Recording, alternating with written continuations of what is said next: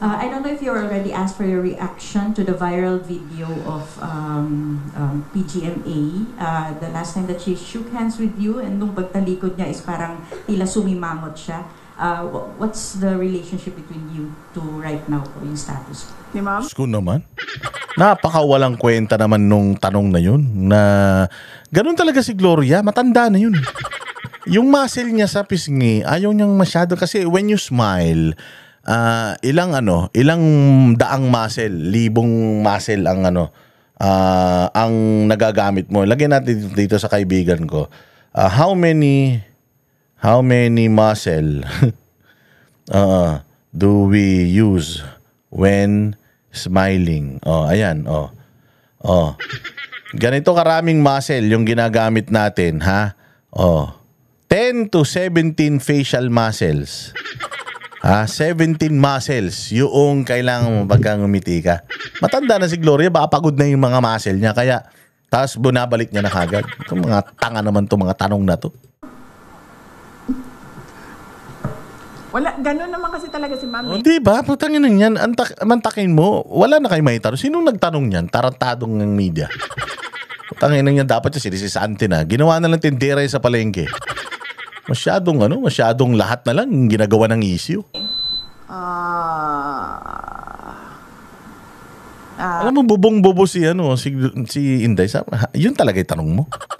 I mean, anong magagawa nun sa bayang Pilipinas? Magkaibigan ba kami ni Gloria? Ba tanong mo? Okay naman kami. Hindi lang sa akin. Nakita ko na rin siya, ganyan siya sa ibang tao. It's nothing personal. I don't think it's she's doing it on purpose and she's doing it to express disgust or to express disapproval sa isang tao. It's not the first time she's done that. We have Ms. Camille Zamonte again. Then last two questions. Ma'am, just want to get your reaction kasi po dun sa House, binawasan po nila yung OVP budget. Ano po yung tugon nito? Kasi may mga ilang kongresista rin po na naghayag po na dapat daw pong bawasan itong budget dahil pilit nyo raw, ilang beses nyo raw po na ini-snub yung kanilang pagdinig.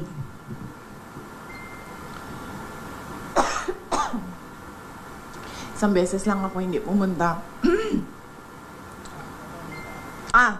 Sa plenary, 2 beses. Sa plenary, 2 beses ako hindi pumunta sa kanila. But beyond that, as early as August, I think August 15, nung tinanong na ako kung ano yung expectations ko sa budget hearings, sinabi ko na ang expectation namin ay bawasan nila ang budget of the office of the Vice President. Dahil sinabi ko at that time, it's the same administration, it's the same speaker of the House of Representatives, and it's the same set of characters. So on that point, tama nga ako sa sinabi ko noong August. Hindi man siya nakakagulat. Hindi na ako nagugulat sa House of Representatives. Last two questions. Sorry. Sola.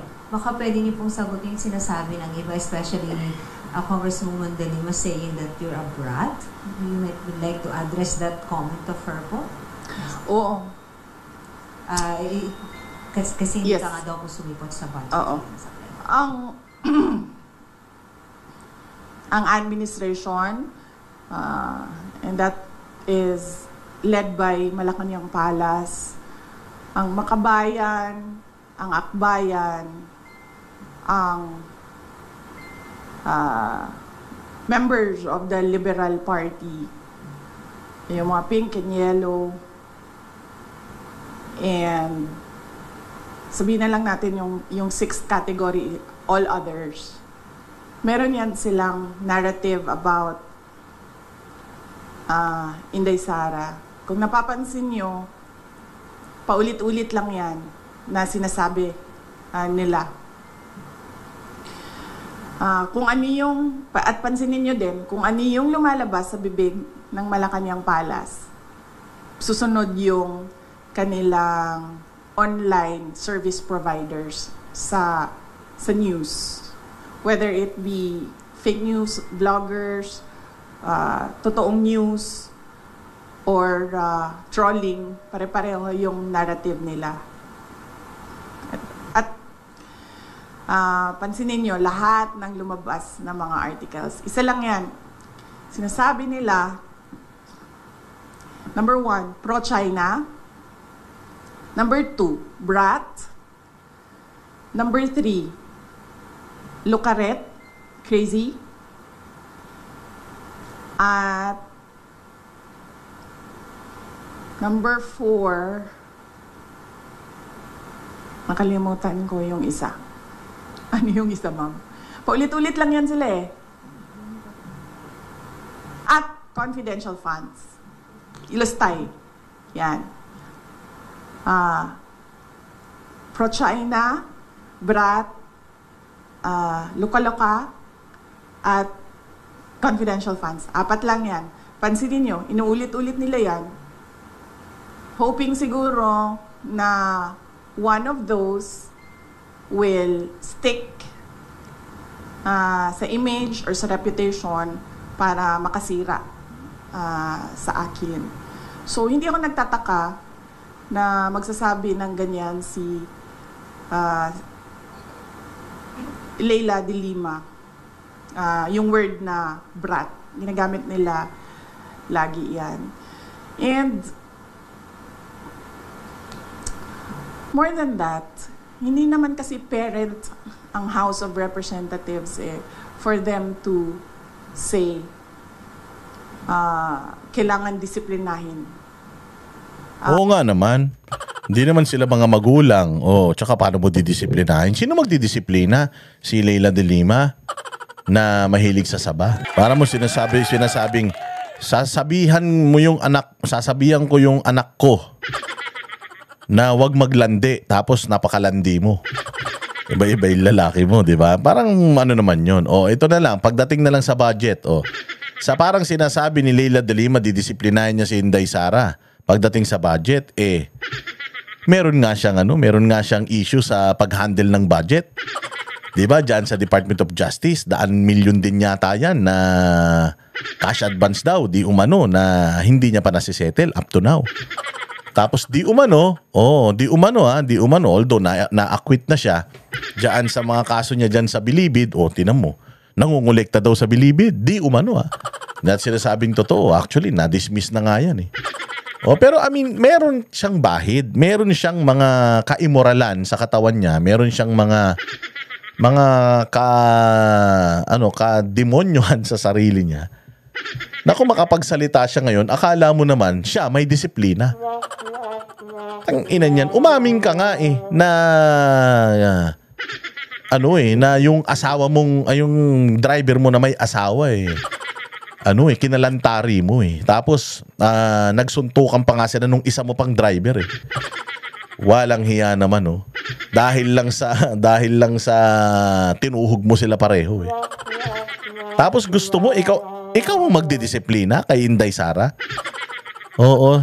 Anong moral ascendancy meron ka? Diyos ko po. Ang Vice President. Dahil sa totoo lang, ang tawag nga natin sa kanila mga buaya, di ba? Ganun yung general perception. Ang sakit?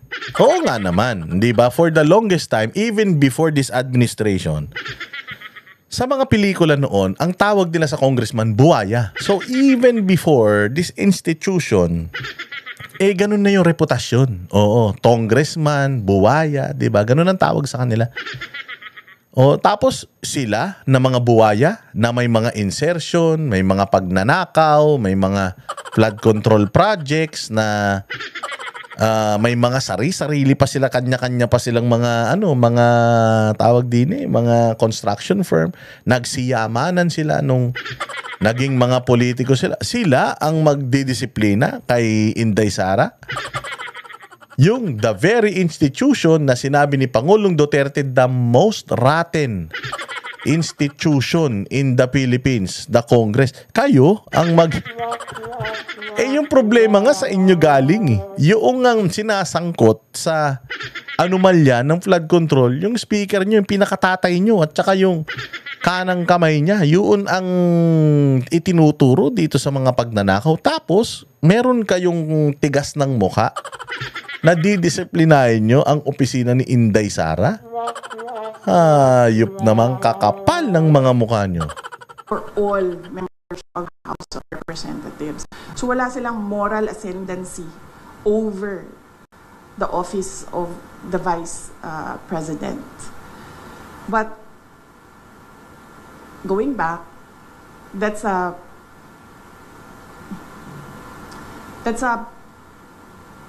messaging narrative of anti-Duterte. No, not anti-Duterte. Anti-Sara Duterte. Messaging narrative nila. Nasa message board yan nila sa mga anti-Sara Duterte. Yan, paulit-ulit yan sila. Pro-China, luka-luka, confidential funds, at brat. Ang problema kasi sa messaging nila, hindi ko na lang sabihin kasi baka matuto sila sa akin, ma'am. Ayoko, ma'am, pag sinabi ko, then matuto sila, and then makaisip sila ng bago. Wag na. Last question. It's a narrative by anti-Sara Duterte groups. Ma'am, si Speaker Ramon, former Speaker Romualdez appeared before the ICI today at sabi po niya na he's happy to be invited daw at willing naman daw po siya mag-share ng kanyang mga nalaman tungkol sa budget process at information on insertions. Your thoughts on this, ma'am? Wala na, hindi ko na siya iniisip, ma'am.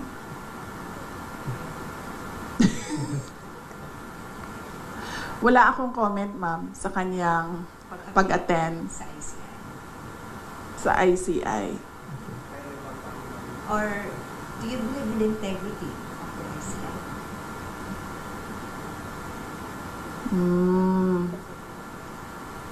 Sinabi ko na yan, diba? Na ang ginawa lang kasi ng Pangulo noong tinamaan siya nung sarili niyang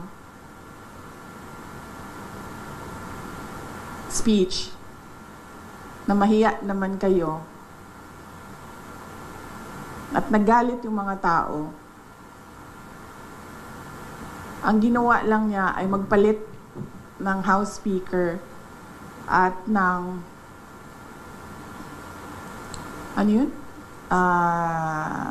President ng Senate at gumawa ng ICI.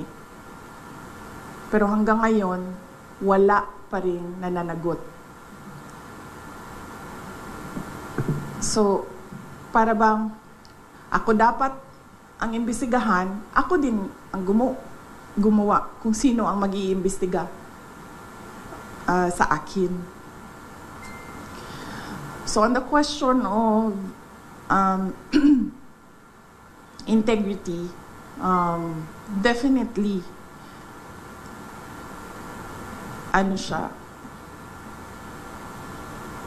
hindi siya reliable dahil ang Pangulo din ang gumawa.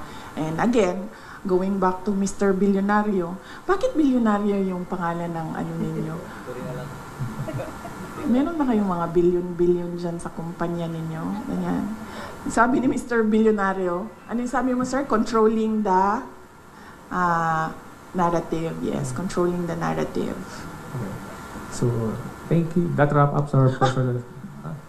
Pinagbiyahe mo ako ng ganito kalayo, Mr. Kahinhinan, tapos i-wrap up mo lang ako ng... Okay, ma'am. Next question. Ito si Mr. Kahinhinan na... Ma'am, Ayun. thank you for accommodating for more of our questions. In relation dun nga sa corruption issue, marami pong mga negosyante ang nag-express ng kanilang concern because maaring nakakaapekto nga raw ito sa image ng Pilipinas at yung trust confidence ng investors. Ano po yung masasabi nyo dito? Dahil eventually, of course, it will affect the economy. Yes, ma'am. Totoo yan. Even before this corruption scandal, one of the, we can say siguro, top 3 reasons why investors do not put their money in the Philippines is because of corruption. At that time, 'di ba, ang reklamo lagi ng mga investors, mahirap kumuha ng mga dokumento, permits, o kung ano man yung mga kailangan pa nila para mag-invest dito sa Pilipinas. Dahil ang dami daw humihingi. Bawat opisina, up to the barangay level, from top to bottom, merong humihingi. Yan din ang isa sa mga rason kung bakit tayo naunahan, 'di ba, nung ibang mga kapitbahay natin dito sa Southeast Asia. At yan din yung rason, isa sa mga rason ng mga investors kung bakit sila pumupunta na lang doon sa Thailand or pumupunta sa Vietnam. At meron na ngayon, marami pumupunta sa Bangladesh because nakakaapekto yung corruption sa competitiveness ng isang bansa. Yung corruption complaint ng foreign investors and even domestic investors, hindi yan ngayon lang. Malamang kung noon ang nangyari, kung noon napapaisip pa ang investors na sige, tingnan natin ang Pilipinas. Ngayon, after the corruption scandal of the administration, hindi na sila at all naglalagay or nag-shortlist ng Pilipinas. Siguro automatic na yun na let's not think about or include the Philippines. Kung dati pinag-iisipan pa tayo ng mga investors, ngayon hindi na. Pero yung corruption na yan, nandyan na yan. Complaint na yan ng mga investors dati pa. At bakit ko alam? Dahil naging mayor din ako.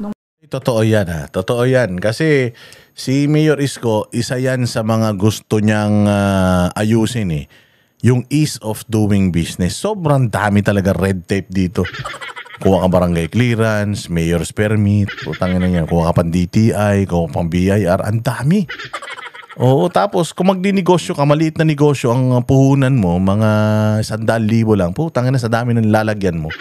Sa dami ng manghihingi ng lagay sa'yo, putangin na sari-sari store, na sigarilyo na lang yung mabubuksan mo, hayop yan. Oo, totoo. Kaya wala talagang gusto magnegosyo rito. Tapos paano ka mag-i-invite ng negosyo? Hindi ba, lumabas nga nung nakaraan doon sa parang yung Amerika ay binalaan na yung kanilang mga investors na mag-ingat sa pamumuhunan sa Pilipinas. Dahil nga sa matinding corruption at sa buong mundo, imaginein mo yung nireport ni Gretchen Ho, nagpapapalit lang $300. Mantake mo, hindi pinalitan doon sa somewhere in Europe. Hindi pinalitan dahil daw, saan galing? Sa Pilipinas. Nako, mga launderer siguro tao dyan, mga magnanakaw.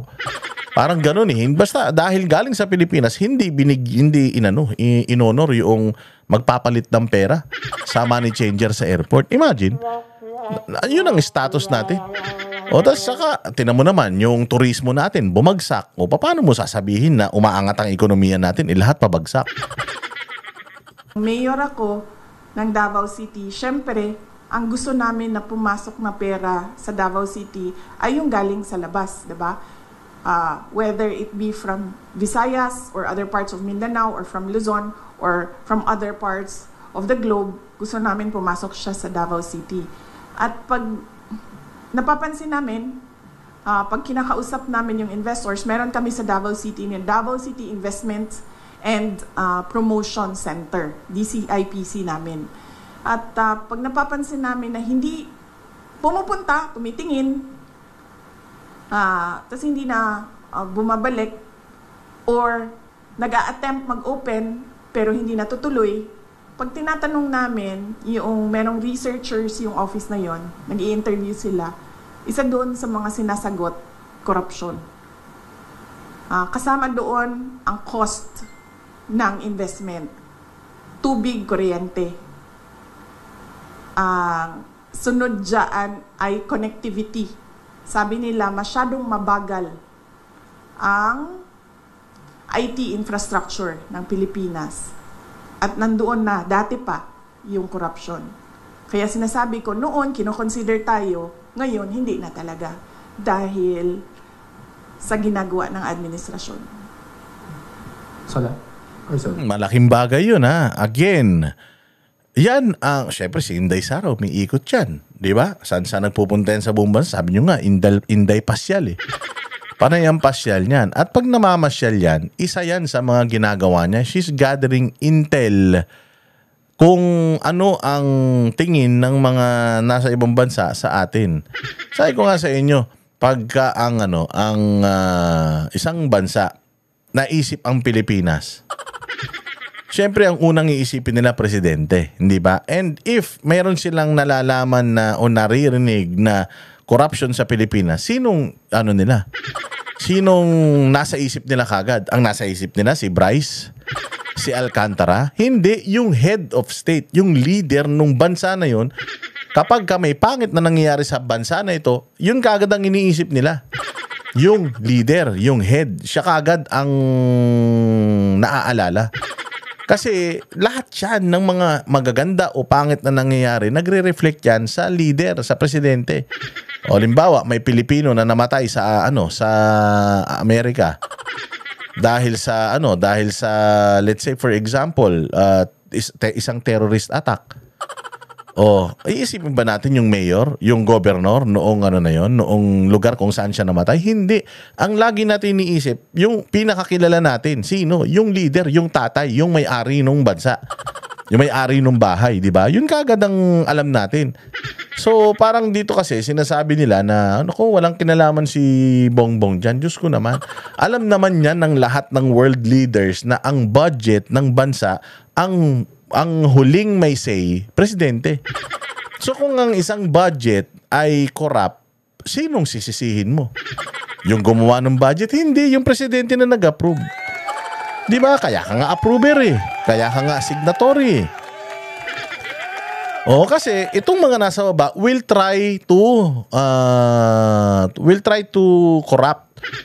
Hahanap yan sila. Kumbaga mag-waste yan sila eh. Ngayon ikaw kung tatanga-tanga ka or kung kasapakat ka, pababayaan mo yung mga ginawang loopholes, corruption nitong mga gumawa nung pagbabudget. Halimbawa, ang lulutuin, ang budget natin sa isang taon sa pagkain ay halimbawa mga 100,000 sa isang household, 100K.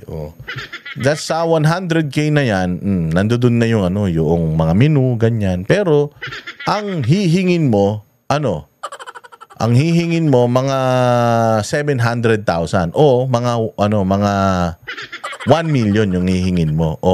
Bakit ganun? Ang forecast lang natin 100,000. Kasi kunyari, hindi kasi maglalagay pa tayo dito ng minsan may birthday, so maglilechon tayo niyan. Pambili na yelo, ganun. So, gagawan nila ng mga paraan para maipasok nila yung mga pera na ibubulsa rin nila. Sino mag-a-approve nun bandang huli? Katulad ako yung tatay, ako yung nagtatrabaho. Sino mag-a-approve ng budget ng bahay natin? Syempre ako yung nagtatrabaho. Pipirmahan ko ngayon, sige, ito pera. Ayan. Tapos, ang gagawin natin, hati-hati rin tayo dyan. Hindi ba? Diyos mio. So, ganun ang siyempre, alam ng yan eh. Alam ng buong mundo kung sinong pumipirma.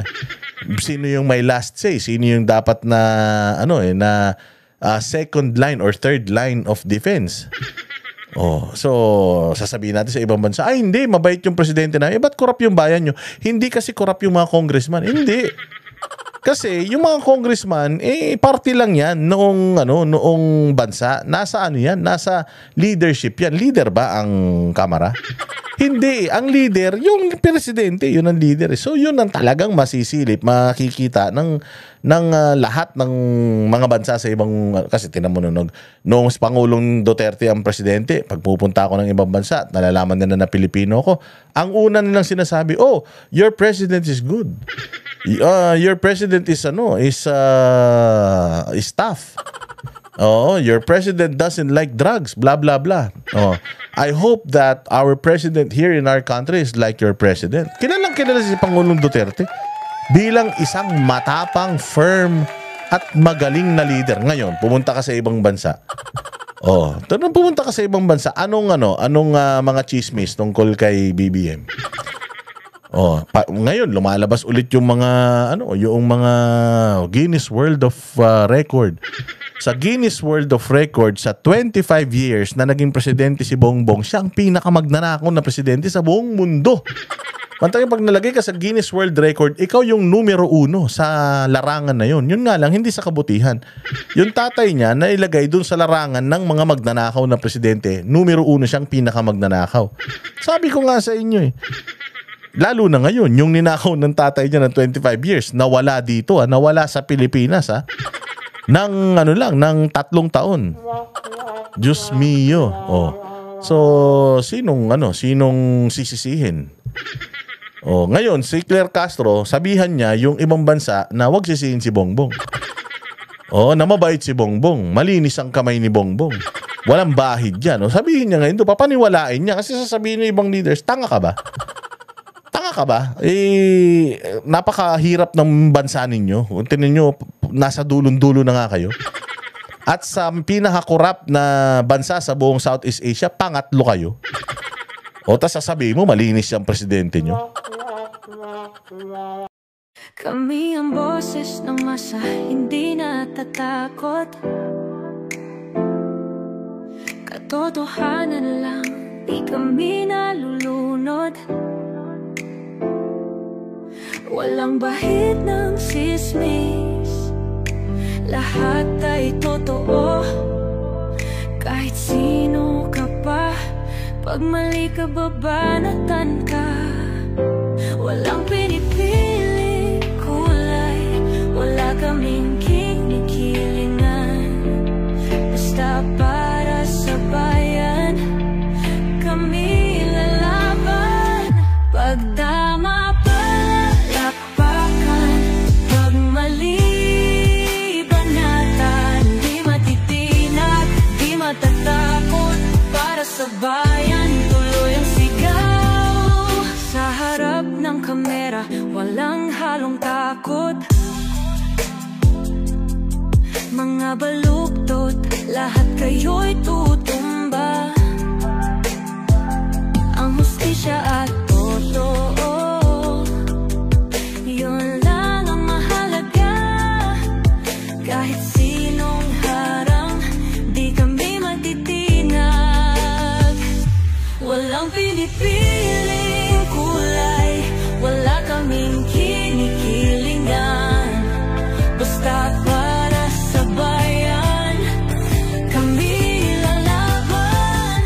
Pagtama palakpakan, pag mali banatan. Di matitinag, di matatakot, para sa bayan tuloy ang sigaw. Kung nasa tama ka, ikaw ay aming kasama. Pero pag mali ka, handa ka na bang mabasag? Banateros kami, walang inuunan. Dahil bayan muna, bago ang sarili.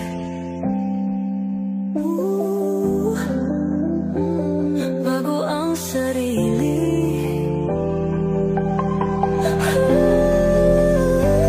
Pagtama palakpakan, pag mali banatan.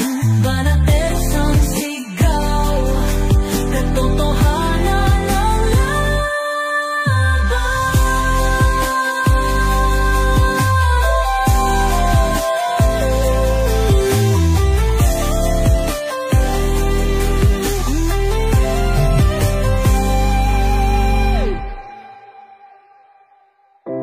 Sa